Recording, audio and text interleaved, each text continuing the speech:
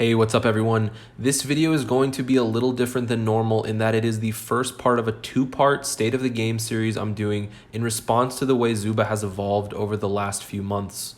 This video will primarily focus on discussing and ranking all characters and items in Zooba as of version 1.25, which was released on April 23rd. At the time of making this video, I have over 13,000 wins and likely over 15,000 total matches played, putting my in-game battle time at over 1,000 hours. I've held global rank 1 longer than anyone in the game in the past and have consistently remained on the overall top 100 global leaderboard for the past 6 months. That is to say, to the wildlife developers watching this video, I am extremely knowledgeable about the character and item metas and understand at a micro level the changes that have been made and how the meta has evolved over time as a result. In addition to that, the feedback and discussion in this video are the collective thoughts and key points drawn from talking with my clan members and tons of other seasoned Zooba veterans as well. In this video, I aim to go over the following.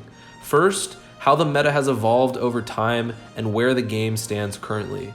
Second, why the current process the developers use to introduce new characters and items and make balance changes is a bad process and what we can do to improve it. Third, where each character stands on the S to F tier rating scale and what changes can be made to better balance characters that are too strong or too weak. And finally, where each item stands on the S to F tier rating scale and what changes can be made to better balance items that are too strong or too weak. In the beginning, the game was fairly unbalanced in favor of Fuzzy and Molly. Mobility was king and characters that lacked mobility or range were overshadowed. Over time, the meta shifted to more of a tank meta, with Duke and Buck shining quite bright through many updates, but not in a way that overshadowed other characters. Why? Because Duke and Buck lack the mobility others had, and this resulted in outplay potential. Now, in current times, we have this very stale meta where Jades and Peppers rule over everyone, and this is due to several reasons. The first reason is the nerfs to Duke and Buck. In the balance update that was applied in version 1.23, both Buck and Duke's active charge times were increased, as well as made vulnerable to knockback during use. This was completely unnecessary and has resulted in these two characters being way weaker than intended. Both Buck and Duke need that knockback immunity during their charge time of their active, as it is their only way to get on top of certain characters who have range and mobility. The increase in charge times was all that was necessary. Buck struggles to do much of anything these days, and Duke has an extremely hard time landing stuns on many characters now. 900 milliseconds on Duke's stun is plenty of time to react, as the average human reaction time is 300 milliseconds. Buck's charge time is now 550 milliseconds, as well as the time to perform the charge itself, which is also plenty of time to react. These are the most important changes that need to be reverted. Both of these characters need that knockback immunity while performing their actives. The second reason the meta has grown stale is because of the buff you gave to Molotov Bomb. 3 seconds to 4.5 seconds at max level, a whopping 50% increase. Nobody asked for this, it wasn't necessary, it didn't balance anything, and it has only been a hurtful change to the health of the game overall. 4.5 seconds is an extremely long time in Zooba. In fact, with the legendary bomb, you can actually stack Molotov fire on top of itself for brief periods. This is laughable and extremely overpowered, and it's pretty clear that Molotov's duration at max level needs to be reverted back to 3 seconds. The third and final reason the meta has grown stale is because of the introduction of Jade, which helps me segue to the second part of this video. Why the current process the developers use to introduce new characters and items and make balance changes is a bad process, and what we can do to improve it. It is so abundantly clear that there is little to no testing done on any items or characters released, and Jade is the most perfect example of this. At the time of her release, there was absolutely nothing you could do to stop her. You essentially released a character with the burst potential of a Steve, the health of a Buck, and the mobility of a Larry on permanent coffee with jungle shoes. How Jade was released in the state she was is beyond me, but it further highlights a clear problem with the release process itself. Wildlife developers, the next bit of what I'm about to say is very important, so please pay close attention. You have a test server that many intelligent people are a part of. You give us the content to test a week, sometimes 2 weeks or longer before it's released to the live servers. We give you feedback on these new characters and items you're planning on releasing, but for what? Clearly it has no impact as these characters and items are released in the state presented to us on the test server. What's the point of having a test server if you're not going to act on the feedback your testers are providing? We as players understand you guys have deadlines and milestones to meet and that your bottom line trumps all. But if you keep making poor balance updates and have future character releases on the level of Jade, it's going to be at the detriment of losing player base. And there's no doubt in my mind that paid player retention is number one for you. So for that reason, don't you think it would be better to have much more balanced item and character releases than to simply pump out content as fast as you can? The very first game I played with Jade, weeks before she was released, I knew she was going to break the meta. I gave immediate feedback on this, and what happened? Nothing. It took you weeks before you made any changes to Jade. You claim that you need to collect weeks of data and feedback to make changes, and I'm telling you right now that this is not the case. I am extremely involved with Zooba, as are many others. Trust your testers on the test server. Take the time to consider their feedback before releasing characters and items in the state that they're presented on the test server. I have been happy to provide my feedback for months and months, but so often it feels like it goes unheard or has little impact on changes that get made. If my feedback does get implemented, it's often too late, or the changes have become irrelevant because there's new issues or the meta has changed entirely. Your players are here. We've been here. All you have to do is ask us if something is balanced or not, and we can give you a highly accurate assessment. It's very clear you're not in tune with the game nor the meta, which is fine, but that means that you need to go to your players and ask them what they think first before you make proposed balance changes. Ask me, ask other seasoned veterans who have been around. Really consider the feedback we're giving you and act on it in a timely manner.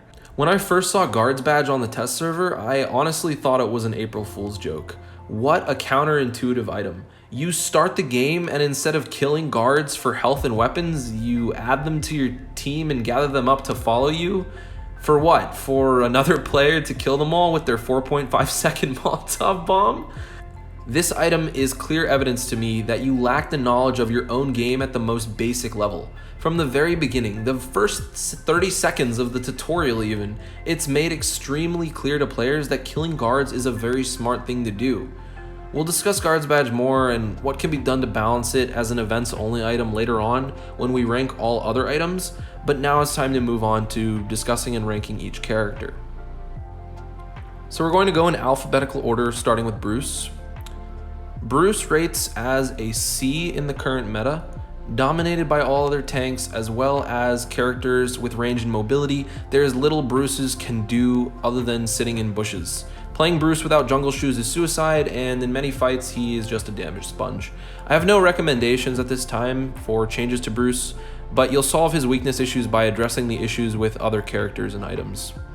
Buck rates as a C as well in the current meta. Prior to the change to his active in version 1.23, Buck was an A, and for the most part was balanced overall. He is a C now because he struggles to get on top of characters he should not struggle to get on top of, completely due to the fact that he can be knocked back while charging. Give Buck back his knockback immunity while charging and he will be balanced once again. Duke rates as a B in the current meta. Prior to the changes to Duke's active in version 1.23, he was an A, and for the most part was balanced overall. He is a B now because he struggles to land stuns on characters he should not struggle to land stuns on, completely due to the fact that he can be knocked back while stunning. Give Duke back his knockback immunity while stunning, as the increase in stun charge time from 700 to 900 milliseconds was more than enough. Finn rates as a C in the current meta. While Finn has seldom been changed, he has suffered from changes to other characters and items, and his rating has gradually decreased. Once a top tier character, he is now rather weak overall. His low health and lack of mobility anywhere other than in water forces Finn to play entirely around his chomp. You have to wait until his health is low, and then you have to land your chomp, or you can say goodbye to one of your health kits. Finn was balanced previously because of the strength of Vampire Teeth. The sustained Vampire Teeth offered made Finn viable because he could constantly be healing off of damage he dealt. I would recommend increasing Finn's base health in order to balance him a bit more. Fuzzy rates as a D in the current meta. Fuzzy was once way too powerful and has since been adjusted. In fact, he's been adjusted so much that he's now one of the worst characters you could play. These days, he lacks bow and bomb range, his slide has an internal cooldown that frequently gets him killed, and the nerfs to Vampire Teeth have made him almost too weak to play. I would recommend increasing Fuzzy's bow and bomb range and reducing or removing completely the internal cooldown he has when coming out of his slide to better balance him. Jade is an F, nothing to discuss there. Okay, I'm just kidding, guys. Obviously, Jade is a slam dunk S+ in the current meta. She does it all. She has mobility, she has extremely potent damage, she has health. She was recently nerfed in version 1.24, however, these changes did not balance her. She simply went from being absolutely broken to just overpowered. I would recommend increasing her active and passive cooldowns a bit more. Larry rates as a B in the current meta. Very few changes have ever been made to Larry, but he's always been a solid choice with tons of outplay potential, and I think he's a balanced character overall. Lizzie rates as an A in the current meta. She has extraordinary utility with her eggs and her healing passive. She's not overpowered, however, due to her low health, and for that reason, I think she is a well-rounded character overall. Louis rates as a D in the current meta. Since he was released, he struggled to escape inevitable death in many situations. This is due to his lack of mobility, and his rats definitely do not make up for this. Buffing Louis' health will not solve this issue, and nor will buffing his rats. He simply needs a way to deal with not being able to do anything about long-range bombs being thrown on him over and over. And for that reason, I'm actually going to make him an E rating. Molly rates as a B in the current meta. Like Fuzzy, she was once way too powerful, and changes to both her and Vampire Teeth have since made her a bit lackluster. I think she needs her longer bomb range that she once had back. Nyx rates as a B in the current meta. Nyx has always been marketed as the most balanced and well-rounded character there is, and I agree. Nyx has and always will be a fun and balanced character. Okay, so Ollie rates as a meme in the current meta. In fact, Ollie has always been a meme. I've stated on several different occasions that no matter how many times you buff Ollie's health or reduce his cooldowns, you will not solve the problem Ollie has at the core, and that is the fact that his mobility is tied to using his weapons. Why does a character have to use his weapons to move around? This makes no sense to me and results in the only viable playstyle for Ollie being to run some sort of knockback on him and pray circles end near grass. Here's how you can fix Ollie. Switch his active and passive. Give Ollie rollbacks as 3 charges, each on a 5-second cooldown, and make it so that his passive is his grass-eating healing ability with an internal cooldown, and it automatically triggers when he's lower than 100% health and on top of a bush.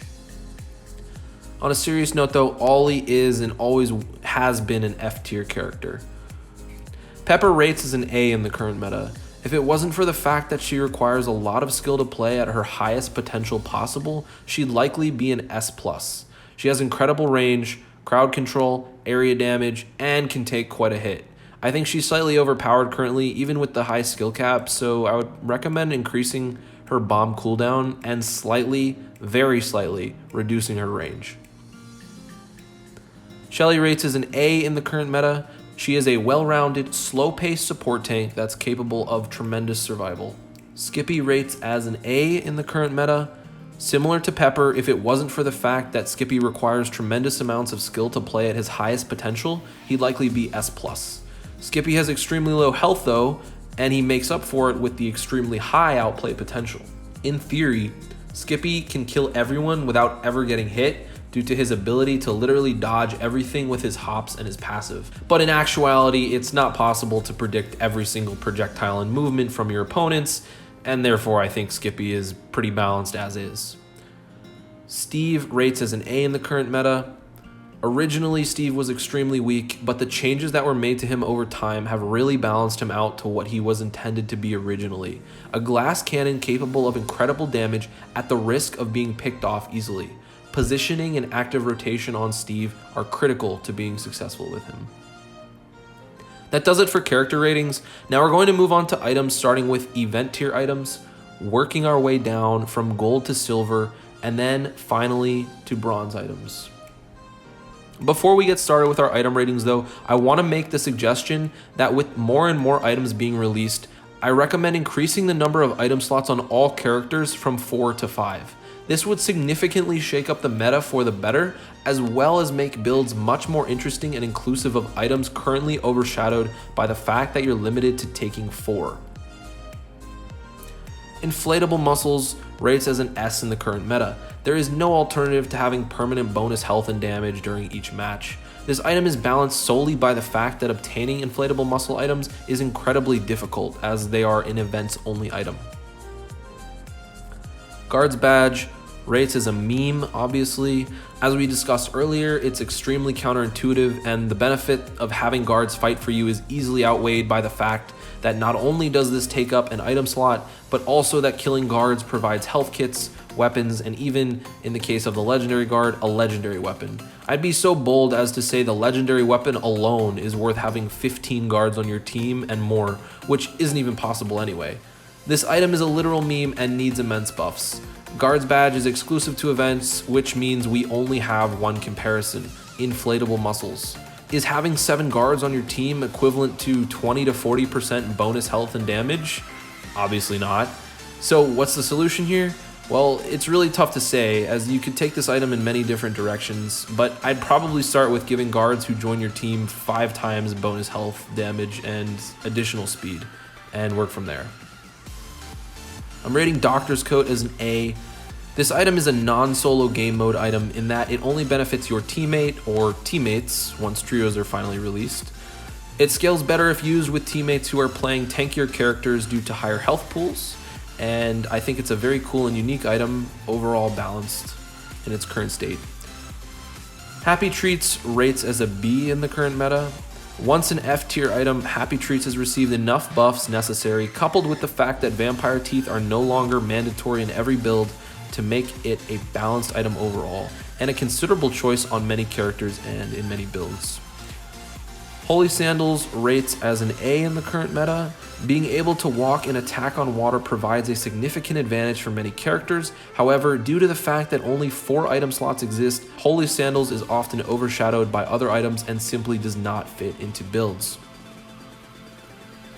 Helium Canister rates as an A in the current meta.